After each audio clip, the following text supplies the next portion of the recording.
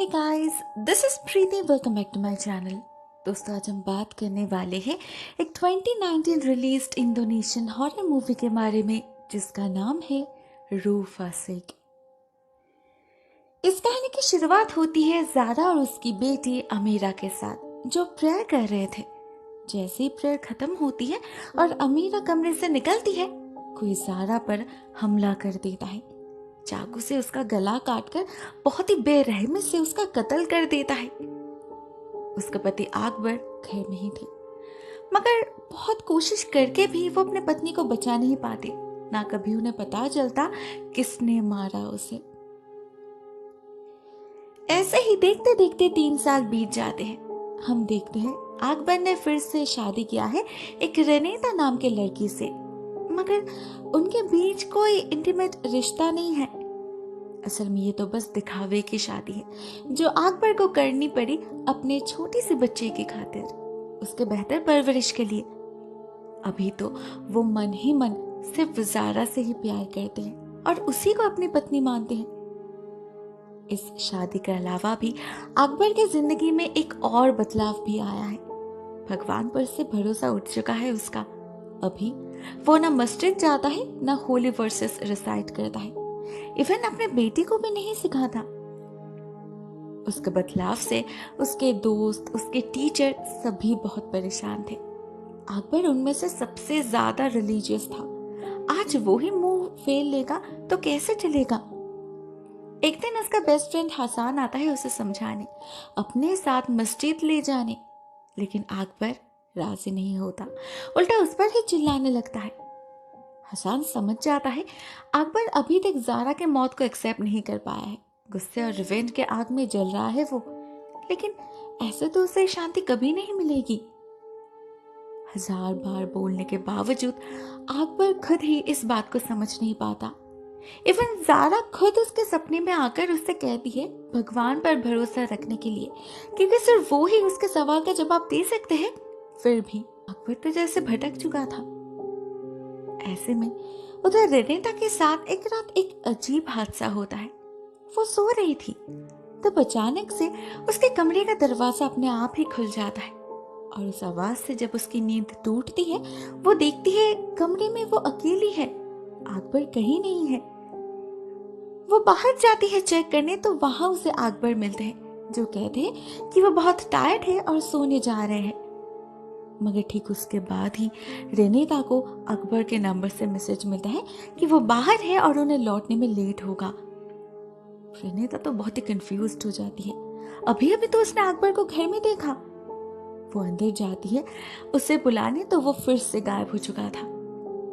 खाली कमरे में रेनेता को एक अजीब सा डर सताने लगता है। एक काला साया मंडरा रहा था उसके आसपास। अगले दिन जब वो अकबर को ये सब बताती है, वो यकीन नहीं करते, लेकिन उसी रात वो खुद में महसूस करते हैं कि इस घर में उनके अलावा भी और भी कोई है। उस रात एक बुरे सपने से अकबर की नींद टूट गई थी, तो वो वॉशरूम चले जाते हैं, जहां हमें उनके पीछे एक इविल स्पिरिट नजर आती है। अकबर उसे देख नहीं पाते, लेकिन जब वो निकलने जाते हैं, उन्हें दरवाजा बंद मिलता है। उसे लगता है ये जरूर रेनेता का काम होगा, तो वो जोर जोर से चिल्लाने लगते हैं और फाइनली दरवाजा तोड़कर बाहर निकल आते हैं। और तब वो देखते हैं रेनेता तो कमरे में है ही नहीं, वो नीचे है और मदद के लिए चिल्ला रही है। और जब अकबर नीचे जाते हैं, उसे अपने आंखों से दिखता है वो शैतान जिसने फिर से रेनेता पर हमला किया था। अब इस हादसे के बाद उसे भी सबूत मिल चुका था कि रेनेता सच कह रही है।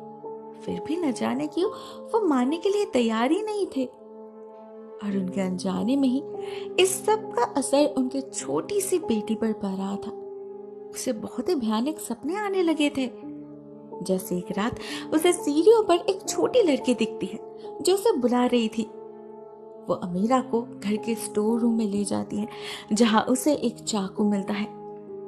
ये छोटी सी लड़की असल में एक इविल स्पिरिट थी, जो अचानक से कहीं गायब हो जाती है और बदले में दिखाई देती है रेनेता। वो उसी चाकू से आमिरा पर हमला कर देती है। डर से बेचारी बच्ची की हालत ही खराब हो चुकी थी। बट फॉर्चुनेटली ये सब कुछ एक सपना था, रियलिटी नहीं। लेकिन उसी रात रियलिटी में जो होता है वो इससे भी कहीं ज्यादा भयानक था। उस रात शैतान रनेता को पोजेस कर लेता है कंप्लीटली। अकबर एज यूजुअल घर में नहीं था। पता नहीं हर रात वो कहाँ गायब रहता है। अमीरा तो बहुत मुश्किल से अपने डर पर काबू करके हसन को कॉल करती है और मदद के लिए बुलाती है। अपने दोस्त के गैर मौजूदगी में हसन पहले तो उसके घर जाना नहीं चाहता था, लेकिन वो अमीरा की बात टाल भी नहीं पाता।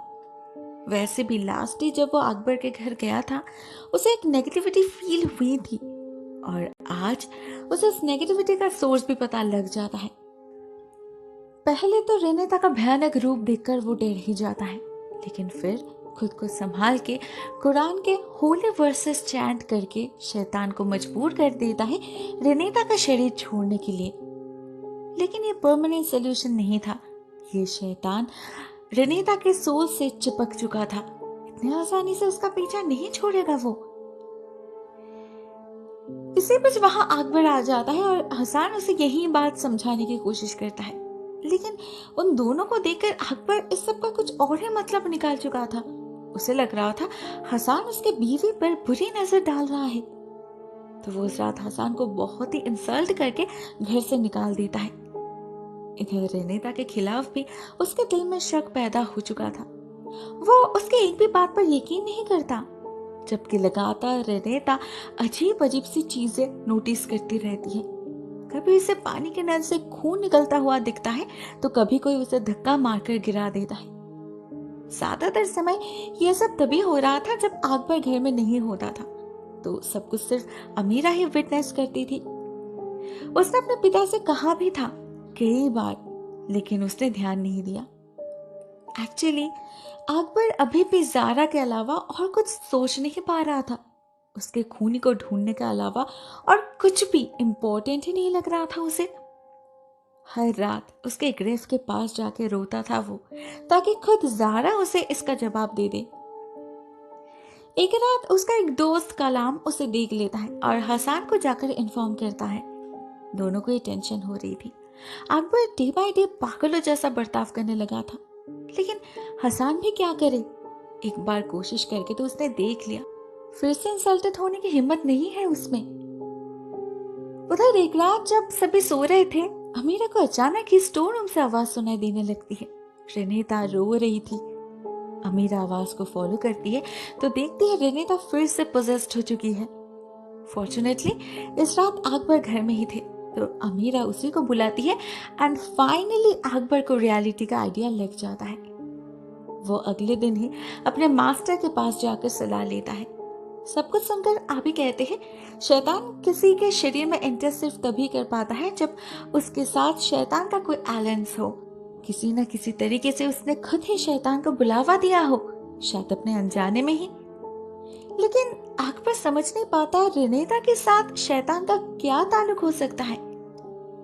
उधर घर में रेनेता की हालत और खराब होने लगी थी। उसे अमीरा में काला साया नजर आ रहा था। हर वक्त हर चीज से डर लग रहा था उसे। अमीरा भले ही एक छोटी सी बच्ची थी, लेकिन एक प्योर सोल होने के नाते उसे भी उस शैतान का असली चेहरा दिख चुका था। साथ में उस रात जब वो स्टोर रूम में गई थी, तब उसे वहां बिल्कुल वैसा ही एक चाकू भी मिलता है जैसा उसने सपने में देखा था।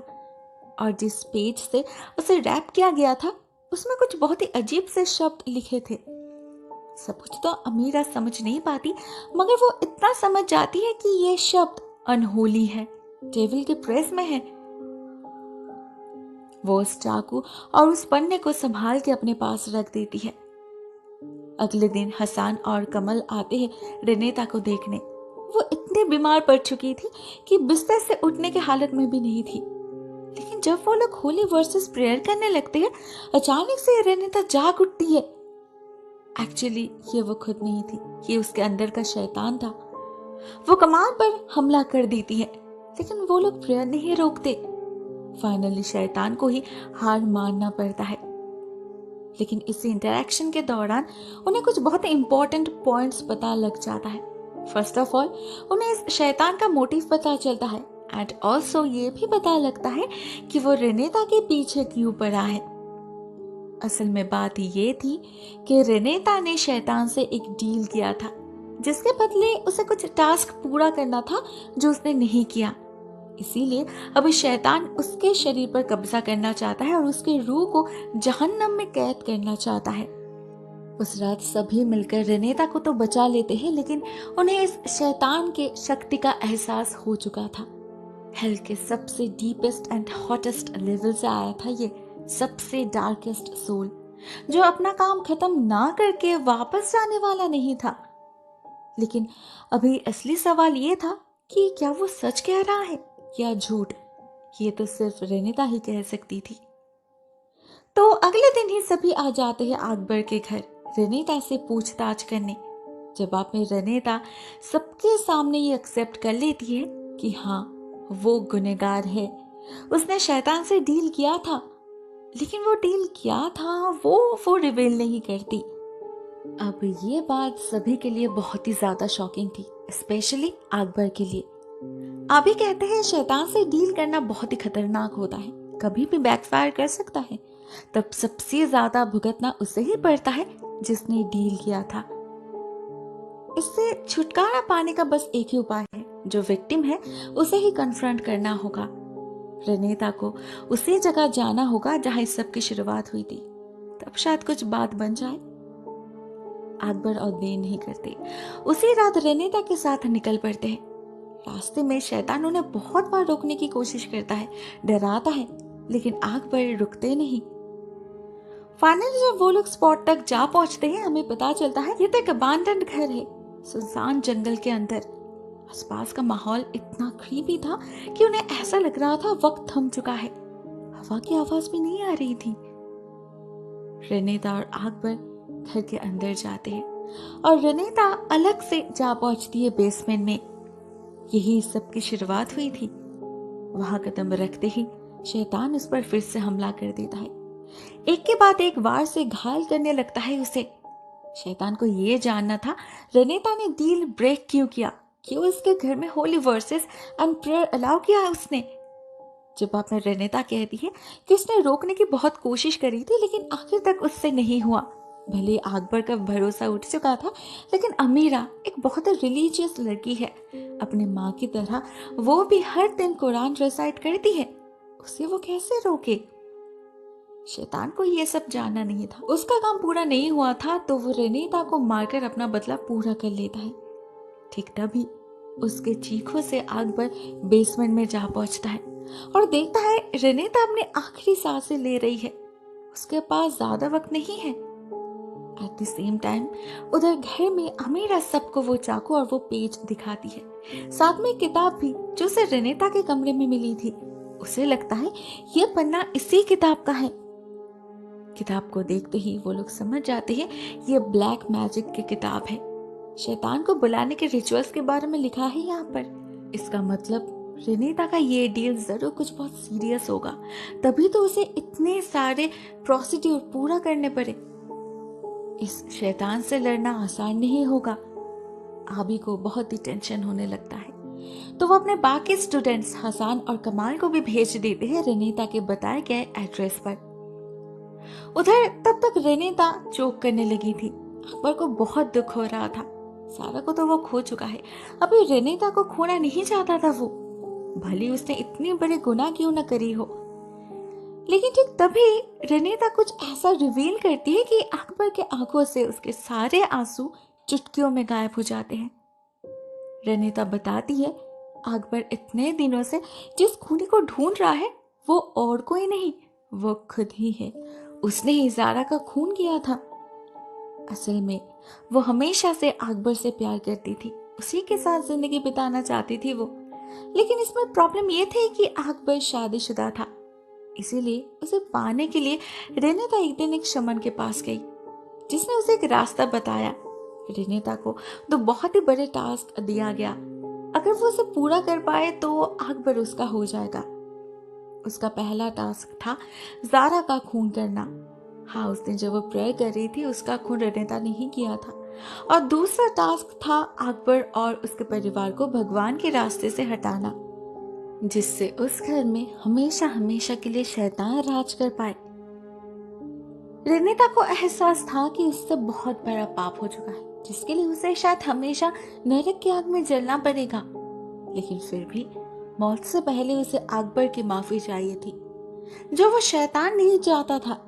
वो नहीं चाहता था अकबर रेनेटा को माफ कर दे, क्योंकि इससे तो उसकी सोल आजाद हो जाएगी। उसके दिल में और कोई गुस्सा, वेंजेंस, नफरत, किसी तरह की कोई नेगेटिविटी नहीं रहेगी। शायद भगवान पर भी उसका भरोसा लौट आएगा। शैतान ऐसे कैसे होने दे सकता है? तो वो अकबर पर हमला कर देता है और रेनेटा की तरह उसे भी मारने की कोशिश करता है। लेकिन तब तक कमाल और हसन वहां पहुंच चुके थे। वो लोग अपने बिलीफ और होली चैंटिंग से शैतान का सामना करते हैं। फिर से शुरू होती है एक लड़ाई गुड एंड इविल के बीच।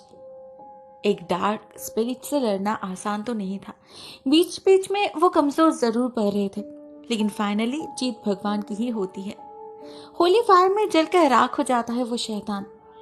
कुछ देर बाद अकबर का होश भी लौट आता है और आबी उसे सलाह देते हैं सब कुछ भुलाकर आगे बढ़ने के लिए। वो जितना तड़पेगा उतना ही वल्नरेबल रहेगा और उतना ही उसके अंदर डार्कनेस पलता रहेगा। इससे अच्छा वो सब कुछ भगवान पर ही छोड़ दे। जो होना था वो तो हो चुका है। अपने अतीत को एक्सेप्ट करने में ही भलाई है। बाकी सब कुछ भगवान के हाथ में है। जस्टिस भी वही करेंगे। फाइनली अकबर इस बात को मान लेता है और यहीं पर यह कहानी खत्म हो जाती है। दोस्तों, मुझे ये कहानी काफी पसंद आई। एक बहुत ही सिंपल येट टेरिफाइंग स्टोरी है। बहुत सारे जंप्स के सीन्स भी हैं जो थ्रू आउट द फिल्म हमको एंटरटेन करता रहता है। बिल्कुल भी बोरिंग नहीं लगता। Overall it's a good attempt. One time watch के लिए तो परफेक्ट है। आज के लिए बस इतना ही दोस्तों। Thank you so much for watching this video. बहुत जल्द मिलते हैं किसी और नए वीडियो के साथ। तब तक के लिए टेक केयर। टाटा।